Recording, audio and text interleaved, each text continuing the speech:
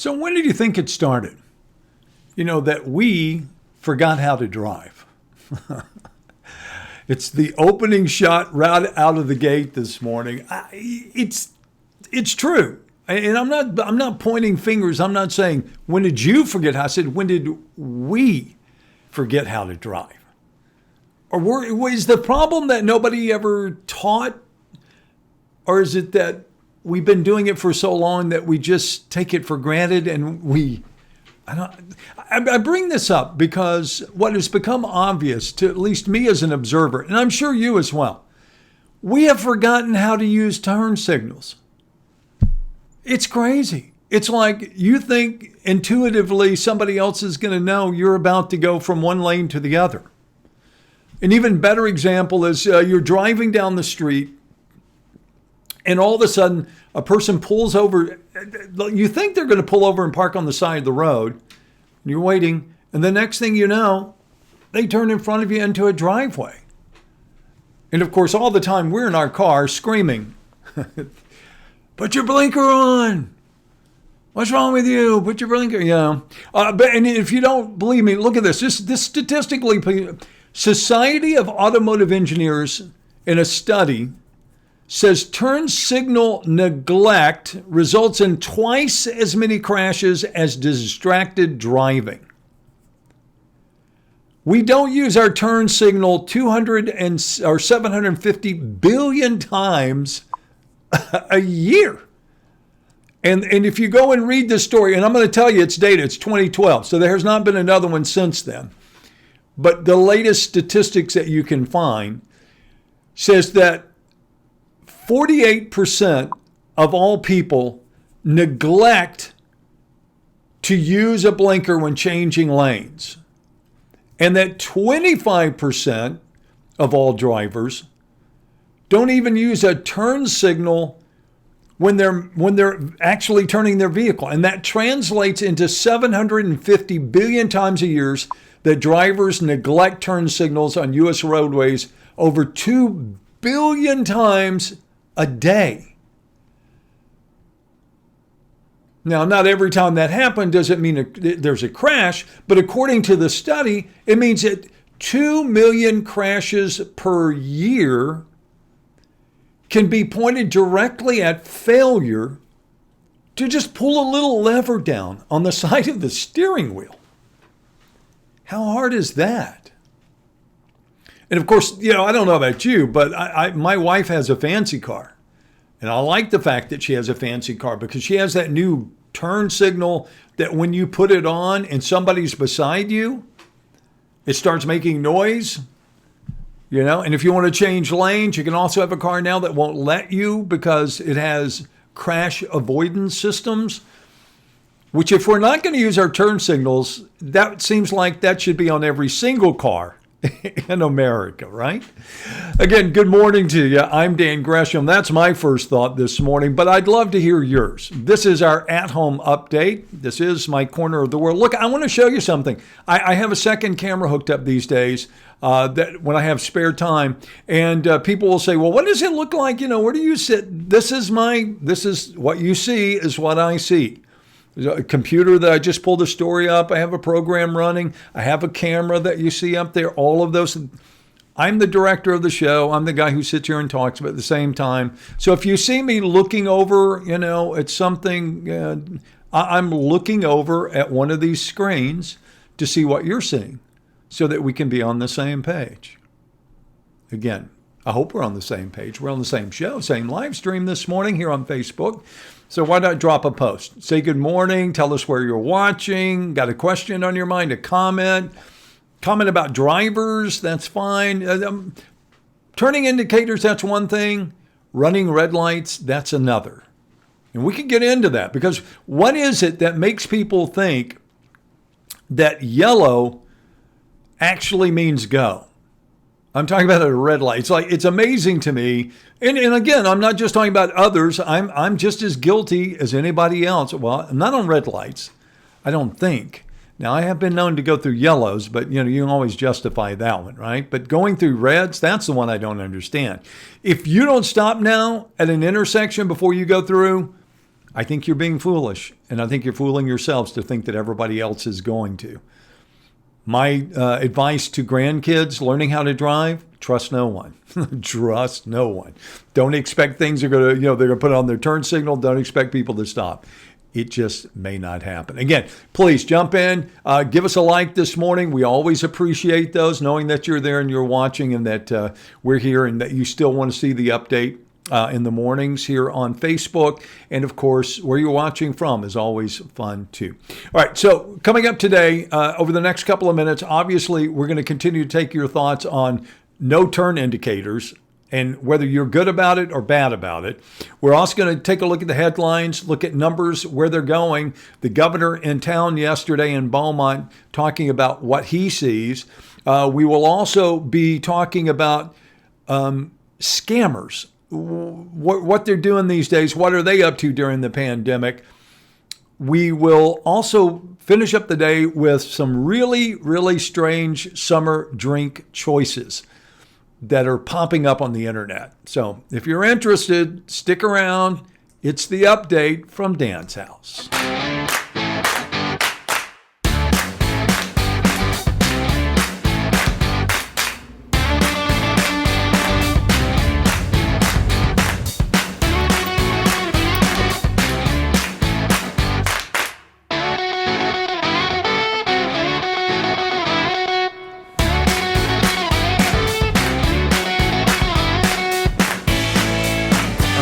Loving everybody jumping in this morning with ideas and thoughts about driving and everything else. And let's come back and we'll highlight some of those for you. Let's jump in here this morning. Melinda Lindsay, good morning to you up in Jasper. Glad you took a couple of minutes to be with us. Darlene Carmona says, seems like a lot of drivers are too busy talking on the phone, never think about a blinker. Do you think, Darlene, the root of some of our problems as we observe other people, and of course it's never us, it's always the other guy, but the root of some of those problems may be that we just don't have quality driver education anymore? That much of what today's drivers are learning is from their parents. And if you start going back, think about this, if you start going back, how many generations do you have to go back before you have people who were actually taught driver's education in school? Now you don't have to be. Now it can be taught by the parents. Now you can almost get it without having anything. I don't know. To me, that's a little disturbing. And of course, this comes from people like myself who generations ago, you spent your summer before you got your driver's license in driver's ed.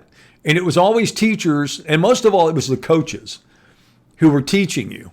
You get into the car with the coach, you better be paying attention to what's going on. And I always felt like, you were kind of forced to learn how to be a driver. Now, over years, I think a lot of us lose those good habits. Let's see what you think this morning. Loretta, good morning to you as well. Hi, Christina Freeman. Good to see you up with us this morning. Michelle says, using a turn signal in Houston doesn't work. They will not let you over and put the pedal to the metal. Don't use the signal. Easiest lane change ever. Yeah, but I always worry about the result of that lane change. And I'm always the person that, is caught unaware. It's like, what? They're coming over. I'm not a good Houston driver anyway, because I had a friend who told me, if you want to be a good Houston driver, the only way to be a good Houston driver is to be an aggressive driver. Shalana McClaim, so true. You have to drive like them on the speedway track. Hi, Paula. Good morning to you there in Lumberton. Hi, Marie. Thanks for starting your day with us this morning. Also, Sherry says, good morning, Dan from Needland. Can't stay on my way to work. Have a great day. Yellow means hurry, LOL. No, really, it gives you time to slow down. I think we've become indoctrinated to think truly, though. It does mean, you got a few minutes. You better push it if you want to get through it. D. Fuentes says, I think defensive driving class should be required for all drivers every few years to review. Probably not a bad idea at all. We said hi to Melinda this morning. Also, Tom, good morning to you, watching up in Illinois this morning. Also, Daryl Wallace says, people are in just such a mad rush, yet little to do they realize how long a crash will take them. Isn't that the truth? Or even beyond that, Danielle, is how much it affects you in so many different, how much of your time you're going to lose, because then you wind up having to go to the body shop. You have to go to, maybe you have to go to court because you got the ticket. So, thinking it's saving you time really winds up costing you time. Leo Stringer says, we need an app that alerts drivers when the light turns green. What we need is kill switches, Leo, so that when the light turns red and people think, oh, well, I'm going to be the last one through. Oh, I'm good. It would kill their car immediately. And it should also do this. It should also, not only should it kill the engine, it should lock up the wheels. So, they don't get to coast through. I mean, it'd be like a shock to the system. How many times would it take doing that before people would not be going through red light? I know all the liability issues. I'm just saying. In a perfect world, if you could come up with a way, maybe that would be it. Also, Betty Sizemore says, turn signals, boy, the Democratic Party should have been using their turn signal to the radical lane. See, you can always turn anything you want and to make it a political statement, can't you? Marie Prince, good morning to you this morning. Hi, Dee. Juanita McClure, good morning to you this morning as well. Chason, good morning. We had a coach drive, learned automatic, learned stick shift from my dad. That is going to be, Chason, very soon a lost art. Manual shift, transmission. First of all, car makers are not making them anymore for the most part. Very few models that you can still get a manual transmission. And then also, again, it almost has to be taught from one to the other. And if there aren't any and nobody's driving them, then therefore, right, it just kind of all disappears. All right, let's jump into the headlines this morning. That's what we're here for after all. We call it Dan's Update because we do update the headlines. Always our first stop, KFDM.com. And if you missed it yesterday, the governor of Texas was in Beaumont. He was at the impaneling room to Jefferson County Courthouse, and he was talking not only to county leaders, but he was also talking to the public. And he came in, he's doing kind of a state of the state where he's going around and he's talking to different counties about their current situations and what they're facing in light of the pandemic. He had a press conference, provided some updates there, talked about, the governor, the strategies, and the fact that that hospitalizations are going down in a number of counties across the state, and they're going down in Jefferson County as well. Let me show you this is the Texas Human Services COVID dashboard. And I don't know. The problem is reporting these days.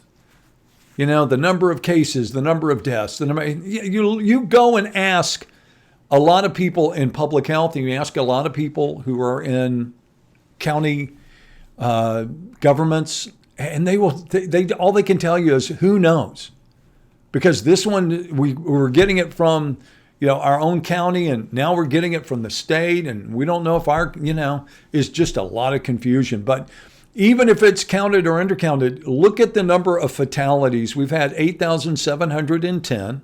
Okay. And then we can go over here and we can look at the hospital data. Takes a second for it to load up, but it's really fairly quick. And the good news is when we look at hospitals statewide, you're going to see that this is a good sign. We peaked way up here where we had 10,893 people in the hospital.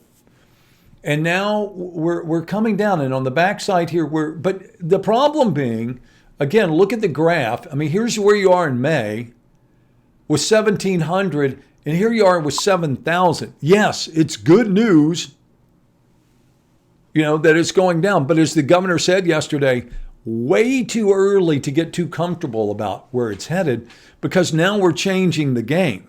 Because now all of a sudden we're bringing schools open, we're starting to do other things, so how is that going to affect hospitalizations?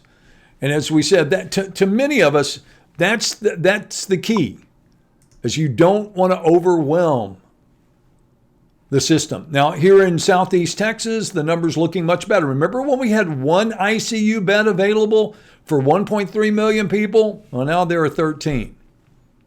And you go, that's flexible. Those can change. You can add more, take more away as far as beds go, but I think it's still a standard that you can go by. So now you know the numbers, what the numbers look like here in our region. And again, the governor coming in, talking about, don't jump to any conclusions right away. Don't start thinking, oh, it's all good now. Because what he says is, there are too many variables, too many factors, too early yet to do that. Also, yesterday in the headlines, as we go back over to the KFDM page this morning, you'll see that we did have a number of deaths here in Southeast Texas. They were reported. Also, the first reported death at the Alabama Coshada Indian Reservation. Also here you see, when we're talking about the numbers and how troublesome it is, here's a good example. Developing COVID-19 deaths nearly double in Jasper County during the past week. Then you go and you start looking at this. Read the story. This is from our media partner, KJS Radio in Jasper. And it says, after new numbers showed that Jasper County's coronavirus deaths had gone from 6 to 11 as of Monday, County Judge Mark Allen explained on Tuesday that he is now receiving updates from the state rather than the local level. According to the judge, he had relied on Jasper Newton County Public Health District to give him the updates, but he says the information is now coming to him from Austin. Regarding those new numbers, the judge said, although we can't or don't confirm names from the state, I would imagine that some of these fatalities from citizens that we lost last week in Kirbyville and Jasper. And it says, KJS News has learned Tuesday that the state is now counting cases in the TDCJ, which is the prison unit, which they hadn't been doing previously, but now they are. And then, see what I'm saying? So it becomes very convoluted. So I get it. I do. Don't you? Where people go, oh, the numbers, they're not real. Those numbers are inaccurate. Well, and the deeper we go, the more inaccurate, I guess, in either direction, whether they're undercounted or overcounted, could possibly be. On another note, this morning, totally different, we now know funeral services have been set for Sheena Yarborough Powell, the police officer killed in that head-on crash with an 18-year-old driver, driving apparently, and again, no charges as of yet, without lights, apparently going the wrong direction on a major highway after crossing over lanes. But they're asking the public's consideration and not, they're trying to keep this service, which is Saturday, essentially family, whether it's church family, the officer's family, and the police family. And that if you want to show your support, that you go out and you line the route. And they're going to have there are several links there. You can see Calvary Church, among others, to explain if you want to show your support for her and the community, that you can certainly go out and do that. And we also have more schools open now in Southeast Texas. We have Lumberton, we have Nederland, I believe. We have several others. Beaumont and Port Arthur have yet to begin. Now, don't forget, if you want to catch up on what's going on, not only on the headlines, but if you want to find out what's happening in the weather, you can go to kfdm.com as well this morning. All right, let's check on a couple of comments here. This morning, Mary Wolford says, her funeral Saturday, we can show our respect from Bruce R. McFadden, Calvary, gone too soon. Can't disagree with you more. That it's really a sad story. D. Fuentes, my daughter starts learning at Lamar University on Tuesday, which worries me with the virus. It's interesting. I don't know if you pay attention to this. Of course, a lot of talk about college football. Are they, aren't they? We spoke about this yesterday. Is this really something that you're concerned about? Or if you're, an advocate of safety, obviously you would say, come on, really? Is it that big of a deal that we, you do or don't have a college football season? But Lamar University had, I believe, and don't hold me to this, seems like it was 161 students that they tested last week. They had 30 plus, I think it was 36 student athletes who returned positive. All but one said they were asymptomatic, that they didn't even have a problem, didn't even have any symptoms at all. But the problem is it's a contagion, right? So when those people go out who don't have an issue and then they encounter somebody and they get it and they do have issues, that's the problem. Again, but it's not going away. This is not going away. There's nothing that you can, say or do that is going to make it go away. So you have to learn how to live with it. And that's what we've been talking about on the show. All right. Also, want to kind of bring a couple of quick stories to your attention, and then I'll let you go this morning. But here's a good Texas Monthly story talking about how a lot of students couldn't connect to online classes in the spring. So why would it be any better in the fall?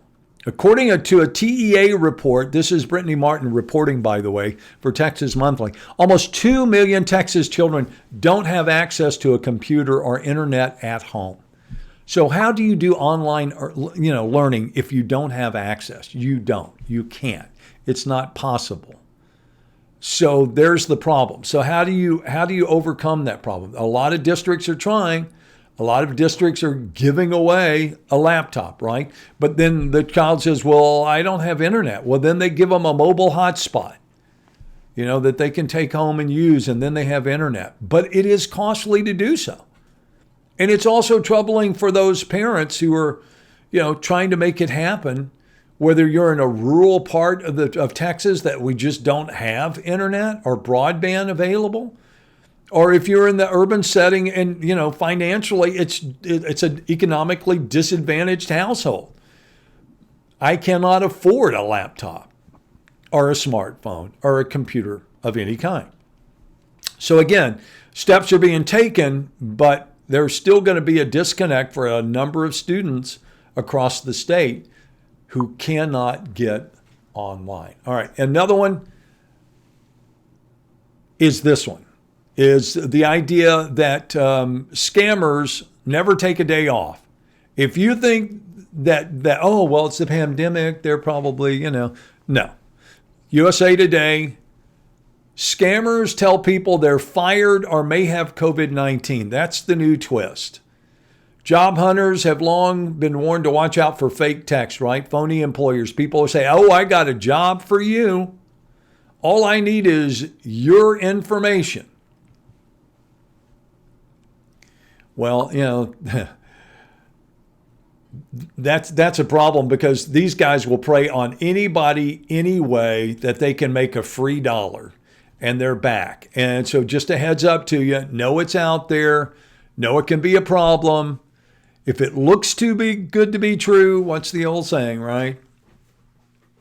It's probably a problem waiting to happen. So be careful. I think, haven't we all learned by now that you don't open anything on your phone, you don't open anything on your computer, even though it may look like it's from somebody or some organization that you trust? I mean, it's like, it's just dangerous. Every time you do, you're inviting something to happen. And put some software, protect yourself the best way you can. There's some good stuff out there. Maybe one day we'll get into that. All right. So before I go, let's hit a couple more comments this morning and see what's happening with you.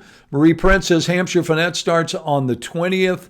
Terry Dillinger says Warren will start on Friday. Lorette offers another idea on how you stop people from running. She says, hey, Dan, I was thinking of something like a shock collar for vehicles that drive through red lights. I bet that would slow them down. Yeah, probably would make them think about it anyway. Jeannie Foster, good morning to you. Hope you have a great day as well. Robert Long, thank you. You have a great day as well. Here it is. It's going to be a beautiful day across Southeast Texas, but you better be ready for hot because it's happening. Jeannie Foster, Vidor ISD started back to school today. Prayers to them, she says. And again, a lot of folks will be, if they're not back in, they will be back in soon. All right, one final story for the update today. And again, we've gotten into the habit. We're trying to do this. Do something uplifting, funny, interesting, unusual to end. And of course, quick reminder, don't forget, you can hit the like button. It won't hurt you. The little circle with a thumbs up. We like those. Let's go and see. This is, I don't know. Do I find this disgusting, intriguing, revolting. I still haven't gotten over these people when I go into a restaurant and they have a beer bottle stuck into their margarita glass. I don't know about that. I just keep thinking, where's that beer bottle been? I can't help myself. And then there it is, stuck into the margarita like, what do they call them? They have a name, Corona Rita or something like that. They have creative names when they do that. But here's the latest trend. Spiked slushies, beer, hard seltzer, and spirits take center stage in summer's coolest drink trend. And this summer's coolest drink trend takes the concept of boozy frozen slush to new heights by using fresh ingredients and beer, hard seltzer, and other alcohol as a base. And then you mix it all together. It looks good. That is the Orange and Brew Bottle Shop tap room in Downers Grove, Illinois, serving up a slushly made with natural light beer. Again, I'm not sure how I feel about that one, but they're out there. How about that? Even some that are non-alcoholic. Have you seen the ad? I want to say it's one of the drive-through places that's doing a slushy Sunday or something like that. All right. Use it if you need to, right? To get through the day. On these hot days, I guess, something cold would be nice. Hey, quick reminder, you can catch us on a variety of different ways, of course, here on Facebook, on KFDM News page. You can also follow me, Morning TV Dan, on Twitter. And if you want to subscribe to the YouTube channel, that would be great. We post all of these updates over on the YouTube channel. That's Dan's at Home. Just search Dan's at Home. And it will take you to our YouTube page where you can subscribe and watch on a daily basis. Again, that pretty much does it for us today. I want to thank you for your time. Thank you for joining us. I say it every day and I mean it. Reach out to somebody today. There are a lot of people that are anxiety filled for a lot of reasons. There are a lot of people too that are just lonely. They've been told, oh, you can't, you're one of those people that, you're vulnerable. You could get, so, they're at home and they're afraid and they're lonely. So why not, make a phone call, somebody that that might be in that situation. It can make a world of difference. And it's so easy. It doesn't take anything on our part to make these little gestures that go a long way in somebody else's life. So do that today. What's the old idea? Do something without being asked is a greater reward to them and maybe to you than it is when somebody asks you to do something. Do it without being asked. That's what you try to teach your kids. Anyway, that is it for me today. I'm going to go out and get hot and sweaty doing yards. I got 2 of them that have to be done today. So I'm going to go cut some grass. And then we'll get back together tomorrow morning, both on the television show on KFDM and KBTV. And of course, back here on Facebook, 9:45 on Tuesdays, Thursdays, 9 o'clock on Monday, Wednesdays, Fridays. And again, thank you for your time. Thank you for acknowledging the fact that you've been here today. And I will read your comments and look forward to seeing you bright and early tomorrow morning. Till then, go out, don't live in fear, and remember, just be careful out there.